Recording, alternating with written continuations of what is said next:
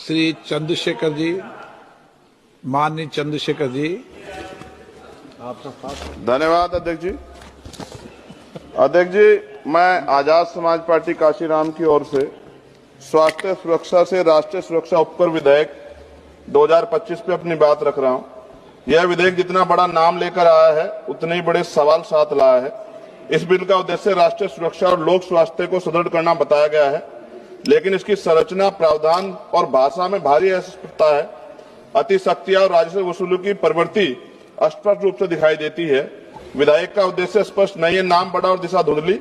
सरकार कहती है कि उपकर राष्ट्रीय सुरक्षा और लोक स्वास्थ्य पर व्यय को पूरा करेगा, लेकिन कौन सी राष्ट्रीय सुरक्षा परियोजना, कौन सा स्वास्थ्य कार्यक्रम, कितना फंड किस योजना को मिलेगा, किस मंत्रालय को कितना आवंटन होगा, विधेयक में एक भी ठोस उल्लेख नहीं। इससे यह उपकर विषय वस्तु के बिना नाम मात्र का कर बनकर रह जाता है। अध्यक्ष जी, विधेयक स्पष्ट कहता है कि उपकर का पैसा कंसोलिडेटेड फंड और ऑफ इंडिया में जमा होगा। इसका अर्थ है पैसा किसी भी सामान्य सरकारी खर्च में मोड़ा जा सकता है। ना संसद में स्पष्ट हिसाब मिलेगा, ना जनता को पता चलेगा कि स्वास्थ्य या सुरक्षा में कितना पैसा लगा है। यदि पैसा कहीं भी जा सकता है तो इस उपकर का नाम स्वास्थ्य सुरक्षा क्यों? उत्पादन आधारित उपकर उद्योग पर भारी प्रहार।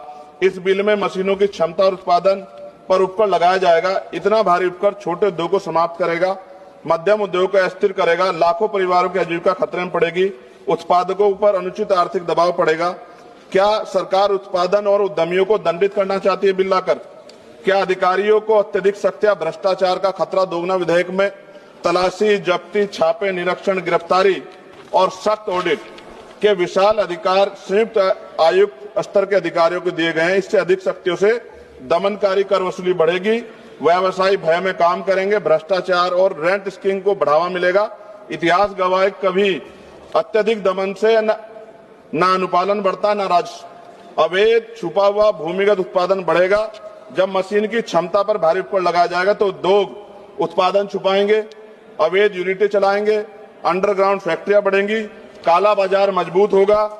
और WHO के अनुसार GST सेस बढ़ने के बाद अवैध बाजार में 13,000 करोड़ तक दुगना हुआ है। क्या सरकार वही गलती दोहराना चाहती है? नशीले उत्पादों की मांग कीमत बढ़ने पर भी नहीं घटती। अध्यक्ष जी, पान मसाला जैसे उत्पाद एडिक्टिव है। कीमत बढ़ने से इनके उपभोक्ता कम नहीं होते, बल्कि गरीब लोग सस्ते, मिलावटी, जहरीले, काला बाजार उत्पाद खरीदते हैं। स्वास्थ्य जोखिम में बढ़ता है, सरकारी अस्पतालों पर बोझ बढ़ता है, समाज में दीर्घकालिक नुकसान होता है। क्या यह स्वास्थ्य सुरक्षा या स्वास्थ्य संकट है? राज्यों को उनका संवैधानिक हिस्सा न मिलना, इससे उपकर